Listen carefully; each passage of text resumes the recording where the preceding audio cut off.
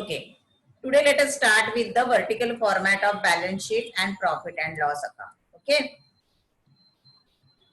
First, we are going to start with vertical format of balance sheet. As we are earlier known, vertical means what? सीधा एक के नीचे एक हम लोग लिखते जाएंगे, राइट? तो पहले हमने देखा था कि vertical format of balance sheet के 5 पार्ट है. पहला तो है own funds, borrowed funds, fix asset, investment and working capital. अभी ये इसको रिप्रेजेंट कैसे करना है वो हमें देखना है. जब हम लोग vertical format of balance sheet बनाते हैं तो पर्टिकुलर्स के लिए एक और अमाउंट के लिए नॉर्मली 3 कॉलम निकालो, so it will be easy for representing the balance sheet. Okay. Mainly जब बैलेंस शीट की बात हम लोग करते हैं तो कहाँ से हमें पता चलेगा कि हम लोग अरिथमेटिकली करेक्ट है?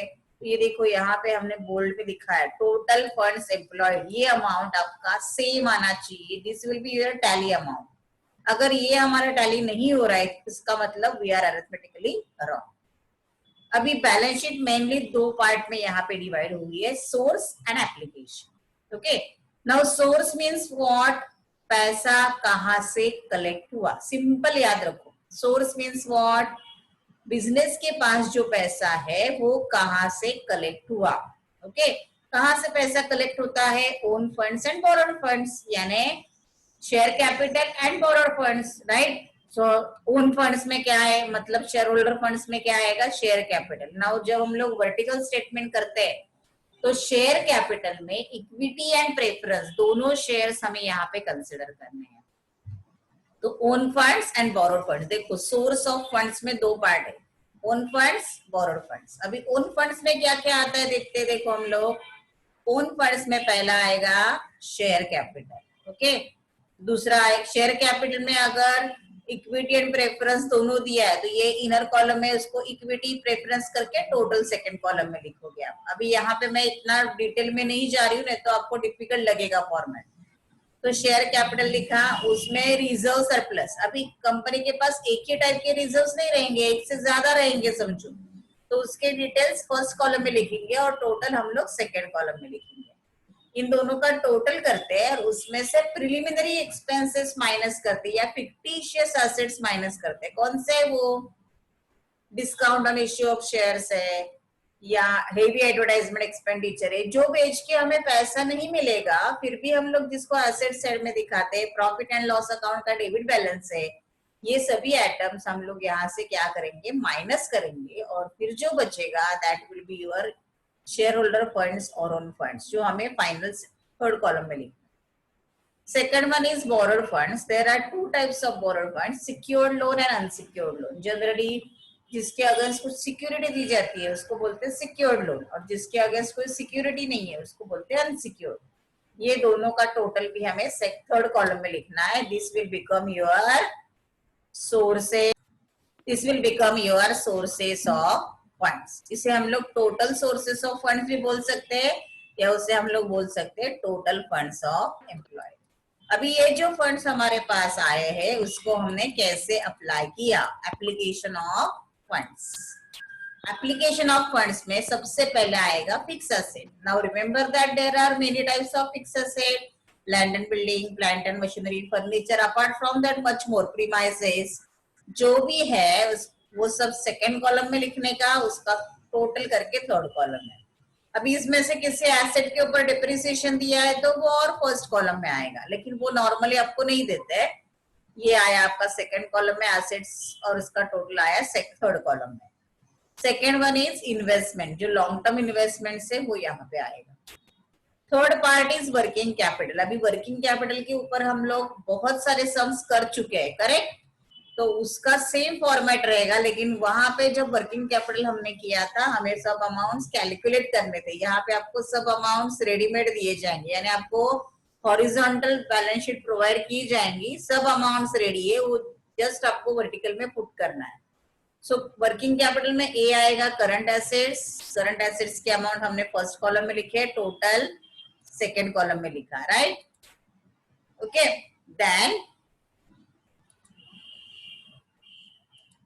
ओके, ये सेकेंड कॉलम में लिखा हमने, राइट? अभी B current liabilities, current liabilities में creditors, bills payable, bank overdraft, ये सबका टोटल आउटर में सेकेंड कॉलम में लिखा। अभी करंट एसेट्स में करंट लाइबिलिटीज माइनस किया, इसमें माइनस इसलिए इसको ब्रैकेट किया है, देखो तो आपको मिलेगा ए माइनस बी यानी वर्किंग कैपिटल, वो हमने यहाँ पे लिखा। देखो ये भी आपका टोटल में जाएगा। अभी देखो 1 2 3 दिख रहा है, दिख रहा है ना, उन सबका टोटल आपको करना है। टोटल फंड्स एम्प्लॉयड, ये आपका जाएगा टोटल फंड्स एम्प्लॉयड। देखो ऊपर भी है ना टोटल फंड्स एम्प्लॉयड, ये वाला और ये वाला, ये दोनों अमाउंट आपके क्या होने चाहिए, टैली होने चाहिए। इसका मतलब आपका बैलेंस शीट अर्थमेटिकली करेक्ट है। हमेशा याद रखो ये एक के नीचे एक रखना है। सोर्स लेफ्ट साइड में, एप्लीकेशन राइट साइड में ऐसे लिखोगे तो 0 मार्क्स मिलते हैं। सोर्स ऊपर और इसके नीचे क्या लिखोगे आप, एप्लीकेशन लिखोगे तो ही वो करेक्ट आएगा।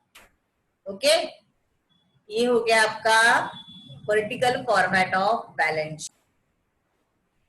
Okay, now let us start with the vertical format of income statement. उसमें सबसे पहले आएगा ग्रॉस सेल्स। ग्रॉस सेल्स मतलब क्या है, cash sales and credit sales का टोटल। अगर अलग अलग नहीं दिया है तो जो भी सेल्स दिया है वो लिखो, लेस सेल्स रिटर्न, लेस करना है अपने को सेल्स रिटर्न। ये ब्रैकेट डालना भूल गए, डजेंट मैटर, उससे कोई भी आपका मार्क्स नहीं कटने वाला है। ग्रॉस सेल्स में से सेल्स रिटर्न माइनस हुआ तो आपको मिलता है नेट सेल्स। ओके, उसके बाद less cost of goods sold. अभी कॉस्ट ऑफ गुड्स सोल्ड कैसे निकालते हैं, सिंपल, ट्रेडिंग अकाउंट के डेबिट साइड में से ट्रेडिंग क्लोजिंग स्टॉक माइनस करोगे तो आपको कॉस्ट ऑफ गुड्स सोल्ड मिलेगा। Are you getting my point? अभी देखो opening stock, add purchases, add purchase related expenses, less closing stock, तो ये हो गया आपका कॉस्ट ऑफ गुड्स सोल्ड और cost of sales. Outer column में लिखा ना, इसका जो आंसर आएगा वो मुझे नेट सेल्स से माइनस करना है, इसलिए उसको मैंने ब्रैकेट किया। और यहाँ पे देखो इंटरनल फॉर्मेट में क्या किया, opening stock, add purchases, add purchase expenses, less closing stock करोगे तो आपको आएगा cost of goods sold. Last year हमने मैन्युफैक्चरिंग में किया था ये, अगर आपको याद है तो, हाँ, तो सेम फॉर्मेट आएगा ही।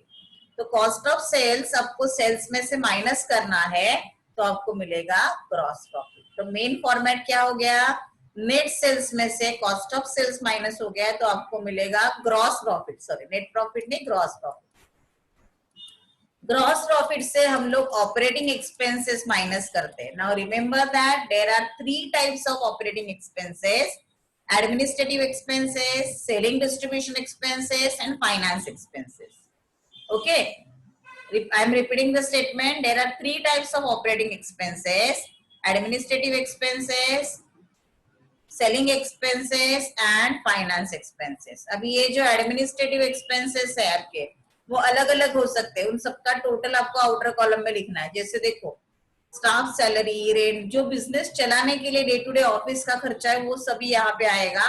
मैंने यहाँ पे 3 या 4 ही एग्जाम्पल लिखे हैं, आपको जैसे जैसे प्रॉब्लम में आएगा उसको बाइफरकेट करके लिखना है। इन सभी का टोटल सेकेंड कॉलम में आया।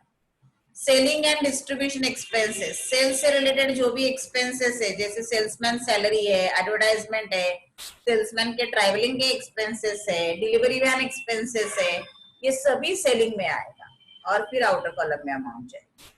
देन फाइनेंस एक्सपेंसेस में sales discount and bad debts आता है। फाइनेंस में क्या आएगा, sales discount and bad debts, ये सब इसका टोटल आउटर में जाएगा। अभी देखो ये सेकेंड कॉलम में ये एडमिनिस्ट्रेटिव एक्सपेंसेस हो गया, ये सेलिंग एक्सपेंसेस और ये फाइनेंस, इन तीनों का टोटल हमने यहाँ पे लिया सेकेंड कॉलम में, थर्ड कॉलम में। अभी ग्रॉस प्रॉफिट में से ये हमें क्या करना है, करेक्ट, लेस करना। यहाँ पे सब लेस करते जा रहे हैं आउटर थर्ड कॉलम में। ग्रॉस प्रॉफिट में से ऑपरेटिंग एक्सपेंसेस माइनस करोगे तो ये जो अमाउंट आए ना आपका, उसको क्या बोलोगे, earning before depreciation, interest and tax, क्योंकि ऊपर हमने डेप्रिसिएशन कंसिडर नहीं किया था। अगर हमने डेप्रिसिएशन ऊपर एडमिनिस्ट्रेटिव में कंसिडर किया दैट विल आल्सो फाइन, वो आंसर भी आपका करेक्ट ही है, राइट। तो उसे क्या बोलते हैं फिर, इधर अगर डेप्रिसिएशन इधर डाला है तो इसे बोलेंगे earning before interest and tax. अगर डेप्रिसिएशन आपको मैं रिपीट कर रही हूँ, डेप्रिसिएशन आपको ऊपर लेना है तो हम लोग उसको एडमिनिस्ट्रेशन में लेंगे, लेकिन डिलीवरी वैन का डेप्रिसिएशन है तो सेलिंग में लेंगे। ओके, ये फॉर्मेट के हिसाब से हम लोग डेप्रिसिएशन अलग ही ले रहे हैं इसकी वजह से। Earning before depreciation interest and tax, उसमें से डेप्रिसिएशन को क्या करना है, आपको लेस करना है। फिर आपको मिलेगा earning before interest and tax, उसमें से इंटरेस्ट जो है, इंटरेस्ट ऑन लोन है, इंटरेस्ट ऑन डिवेंचर है, उसको आपको क्या करना पड़ेगा, माइनस। फिर आपको मिलेगा नेट ऑपरेटिंग प्रॉफिट। ओके, ये ऑपरेटिंग प्रॉफिट मिला आपको, उसमें ऐड होगा नॉन ऑपरेटिंग इनकम, मतलब डे टू डे बिजनेस से मिलने वाला इनकम नहीं, जैसे इंटरेस्ट ऑन बॉन्ड्स है, किसी और कंपनी के बॉन्ड्स हमने परचेस किया और उसमें हमने इन्वेस्ट किया था और उसके ऊपर हमें इंटरेस्ट मिला, तो ये रेगुलर इनकम नहीं है। Interest on, it should not be a shares, interest dividend on shares रहेगा वो, it should not be a interest, it should be a dividend on shares.